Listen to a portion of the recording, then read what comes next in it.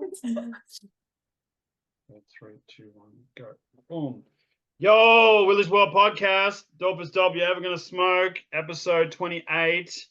Today we're in the house with the infamous, the vivacious Bonnie and the Leilani.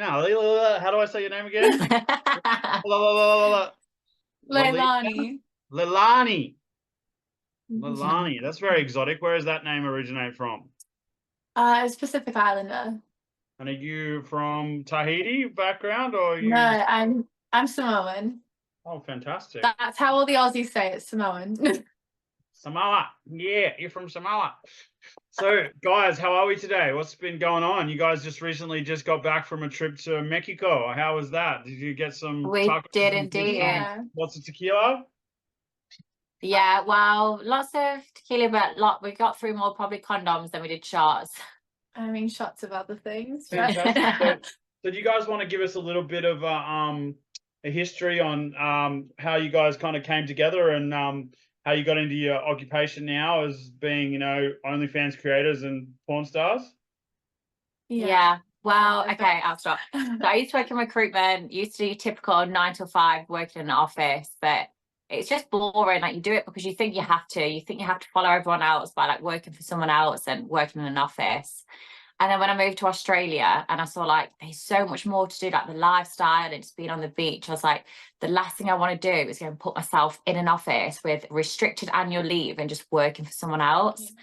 So yeah, I was like, you know what, fuck it, I'll try OnlyFans and I'll see if it takes off. And what about you, darling? So I used to be a nurse and I quit nursing full time to do this end of last year. Yeah, I don't know. I've always done modeling as a kid, and then Mum made a joke. I took it a bit too far, made the OnlyFans account, and then thought, fuck it, I've got it. May as well keep like post on it, and it's kind of just accumulated from there. And so how did you guys originally meet each other and then start collaborating? Like, did you guys, obviously you started doing stuff yourself. Did you start doing solo stuff and kind of like glamour modeling, and then, started going to the nude kind of style and then slowly getting a little bit more raunchy as things kind of transpired? Well, mine started off being very wholesome, say on the Monday. By the Tuesday, I was posting sex tapes. So it wasn't really a gradual thing. It literally, just jumped into the deep end, really.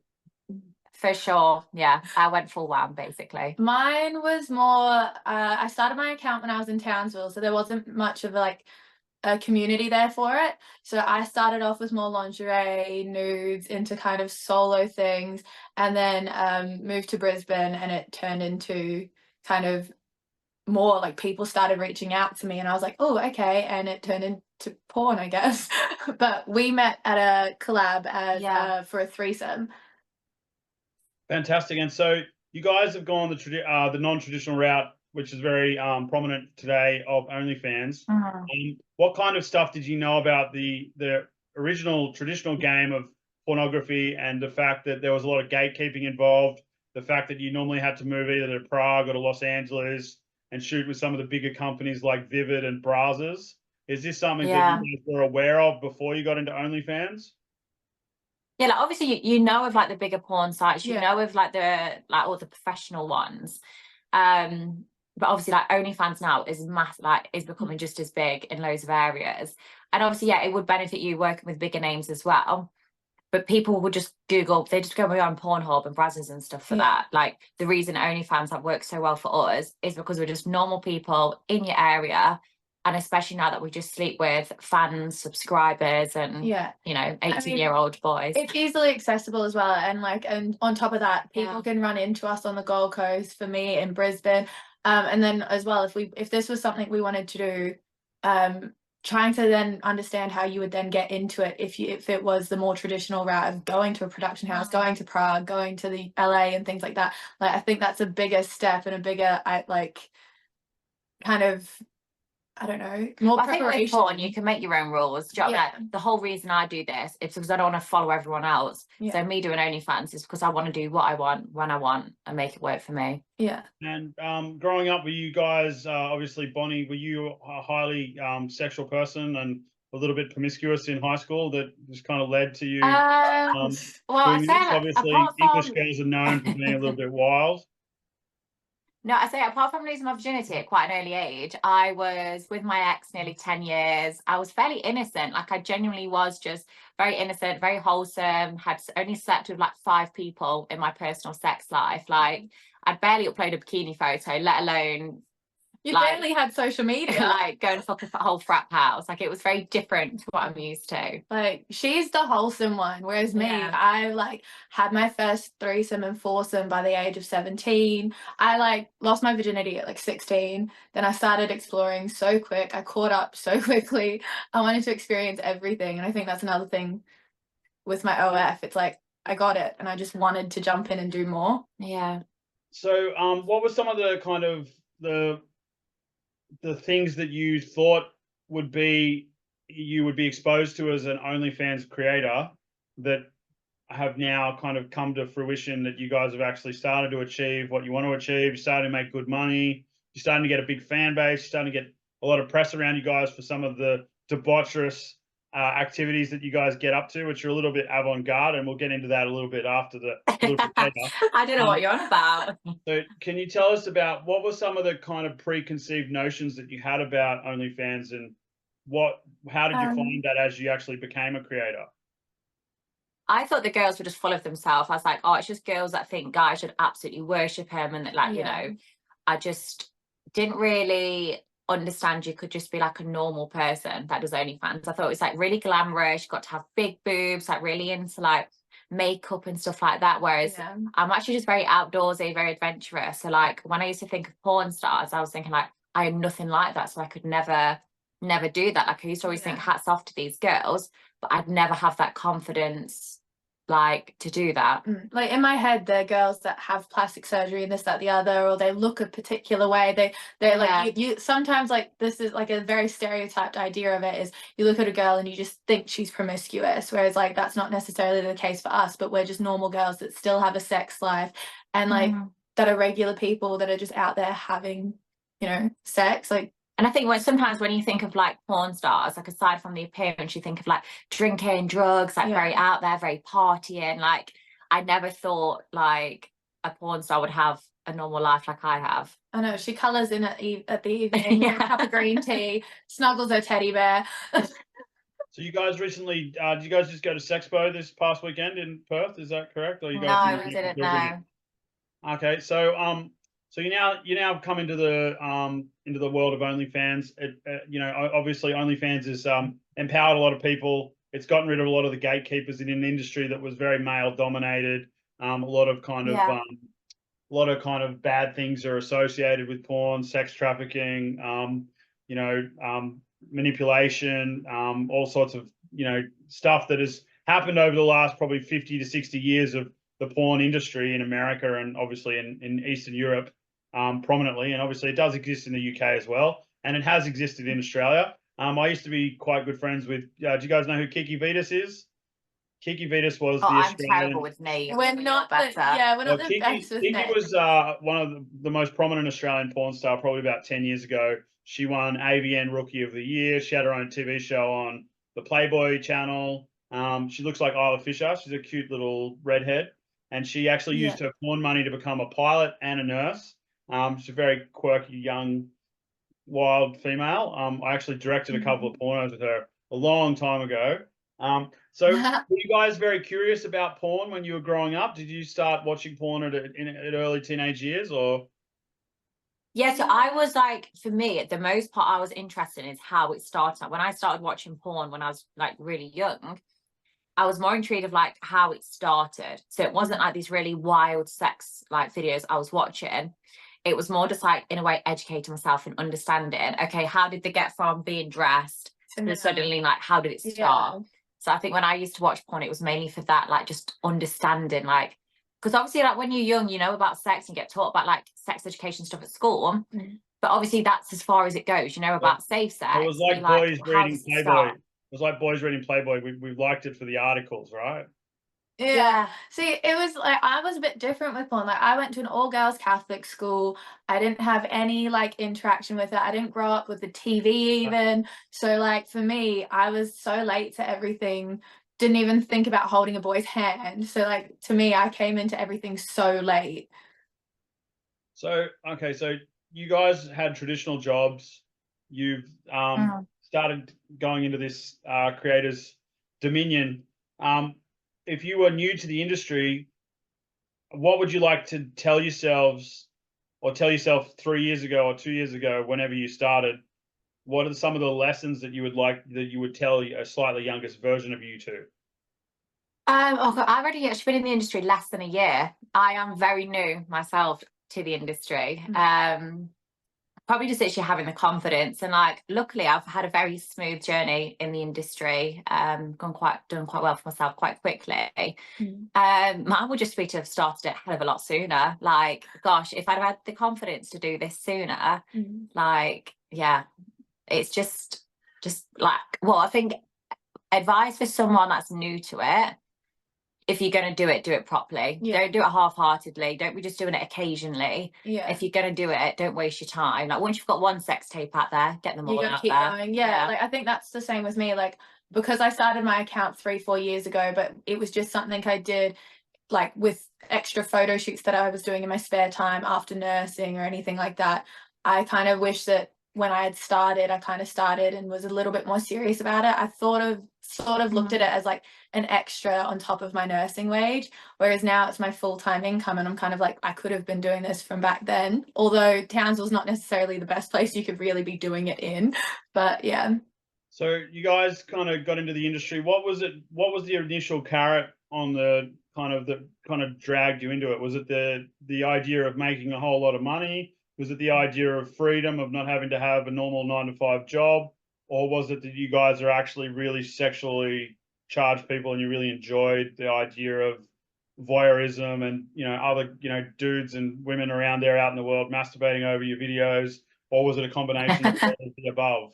I'd say it's like a bit of both. Like, the main one, like, which intrigued me to get into it and to start with, was the freedom and not having to go to a job. But like, both of us just love sex. Both of us like love having sex, like receiving, giving. Like, we love it when a guy like finishes dead quickly because they've enjoyed it so much, or like sometimes when they've lasted a lot longer. Like, I don't think we'd be able to like film with up to like 22 people a day if we didn't enjoy sex. I mean, like, for me initially, I only started mine because I'd kind of post my lingerie photos or like my artsy nude photos anywhere. So that's how it started, like how it was for me. But it's become something like I always knew I enjoyed sex. Going from 22 people a day from lingerie photos, right?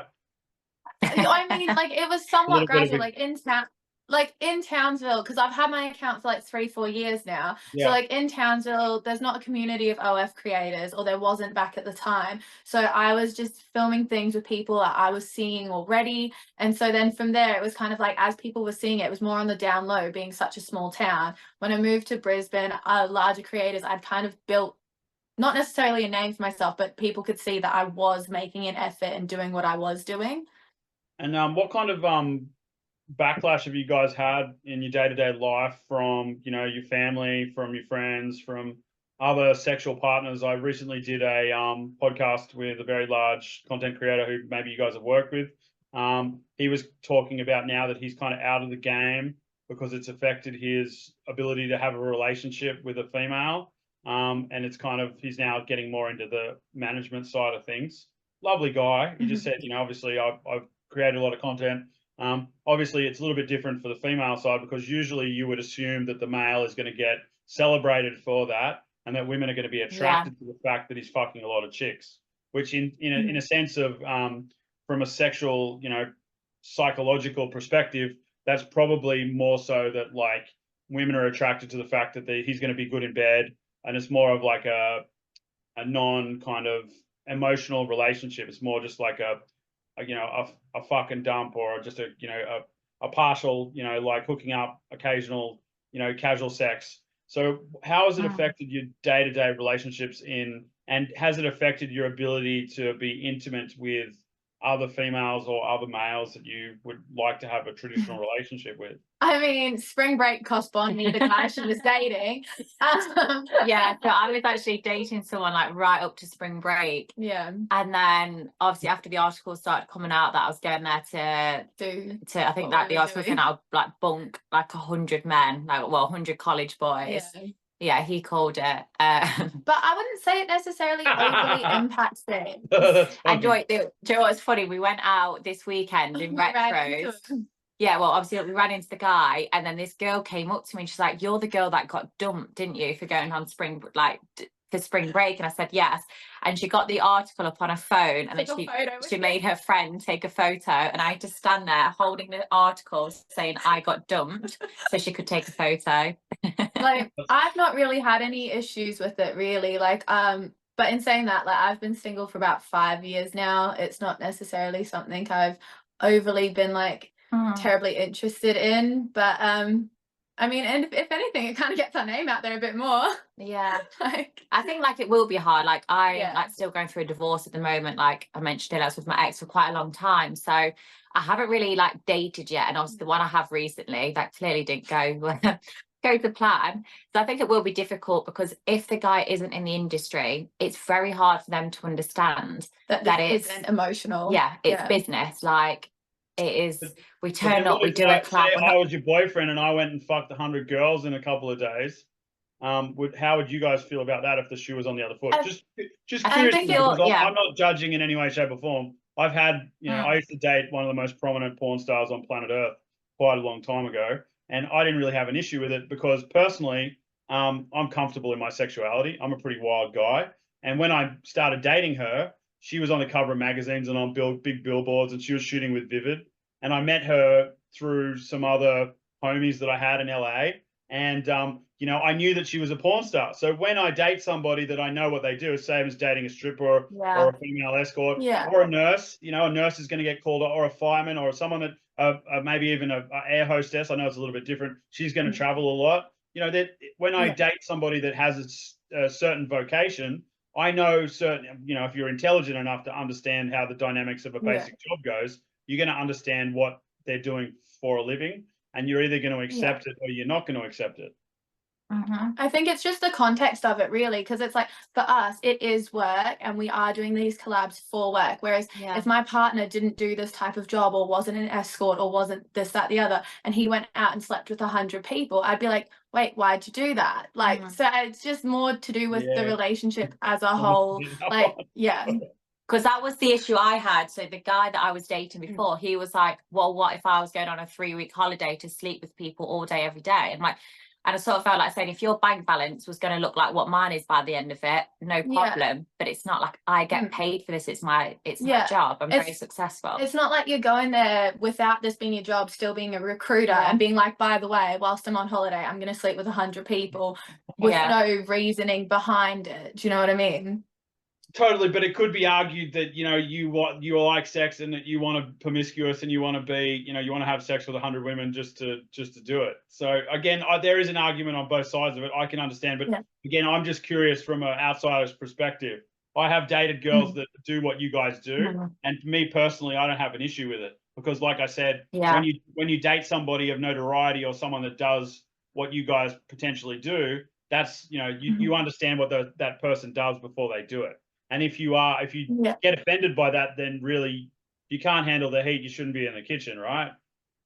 Yeah, I mean, if they've got issues with us sleeping with 18-year-old college boys, they clearly need to up their game in the bedroom. Do you know what I mean? Like, I'm not going to be getting intimidated if he's sleeping with 18-year-old girls, because we're thinking they're going to have nothing on me. So if he's shitting it about me sleeping with college boys, he needs to get himself on Pornhub.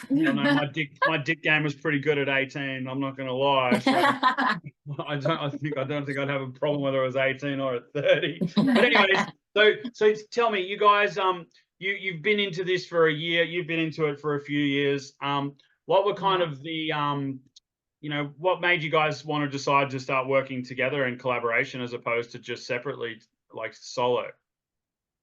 So obviously we did the joint threesome. That was like organized. Obviously, when you're doing collabs and you do a mixture, like you have a mixture of sort of like content on your OnlyFans. You're always working with different people.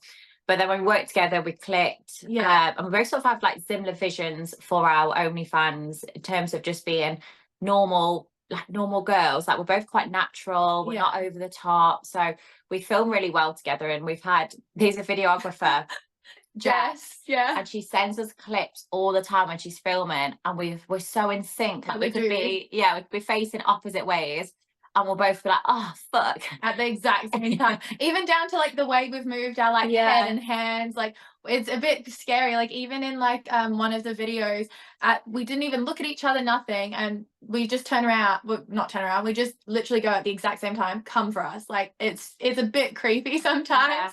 So when you guys first got into the game, did you know that you were good at what you did? Like, did you know that you were good at, you know, giving blowjobs and, you know, copping a big penis? Like, did you think that, was there any kind of intimidation of being able to perform on a level where you can be filmed and have that, you know, kind of broadcast out into the world? Obviously, I think that the ability to perform from a male's perspective, again, this might just be an assumption, is a little bit more difficult potentially, because if you come and it's a little bit, you know, you guys can just keep fucking, where there's a guy, if he blows his load, he's got to be able to refill real quick and be able to, you know, do it in front of people, etc., etc. And I think also the ability to perform in an OnlyFans setting as opposed to a traditional porn set where there's potentially 20 to 25 people on a set is maybe a little bit different, but obviously it's still the same thing. Did you have any kind of apprehensions of being able to perform, you know, in the way that you want to be able to see? So Aussie. I know. Wait, there we go. We'll back. Sorry about that. It froze for a second then. It's okay. Sorry about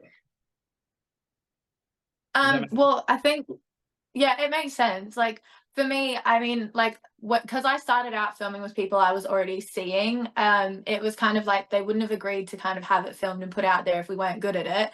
But when it came to actually doing like my first few collabs, I was like, oh my God, like, like you kind of see the video and you go, okay, that video does look good when you look back and edit it. But then at the same time, you're like, you don't know how the other person feels about, like, is feeling or anything like that. Yeah. But obviously we're doing somewhat okay. Like I wouldn't have continued going if it was, I think if it was bad. Of course, I understand that, but obviously you're a sexual person, but I'm just curious if there was any kind of, you know, if you thought about this, obviously maybe more Bonnie, because you weren't as sexually active and as promiscuous as you were. Again, this is just an assumption. I know I was going to say Layla. I just didn't want to mispronounce your name. Oh, you can call me Lay if you want. Oh, Lay. Anyway, so I could say it. That's funny. But so, like, was there any kind of because you're in a relationship for 10 years, so this is a very extreme jump in the opposite direction, and you know, you only have one life to live. So I think it's great that you're living out your fantasies and living out your dreams of what you want to do as a female. I think empowered sexuality is a good thing, personally, but that you know, obviously that's just my opinion. But what was it like as you started getting into the industry? Like, did you have, you know, apprehensions of being able to perform like that? Yeah, like I said, it's sometimes a bit easier for girls because, like, you know, a guy has to get hard and stuff, and I was dead nervous. Like I can remember my first scene was there was 5 of us, 3 girls, 2 guys, and I was thinking like, fuck, like I've never done this before. I'm doing it straight away on camera.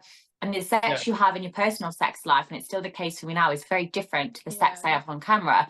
So I can remember like 2 days before, I was literally sat on Pornhub, like watching like 3, 4, 5 videos a day, thinking, okay, this looks good on camera, this angle looks good, okay, let's do that, you know, let me try this, or let me say this. So you and did your market research.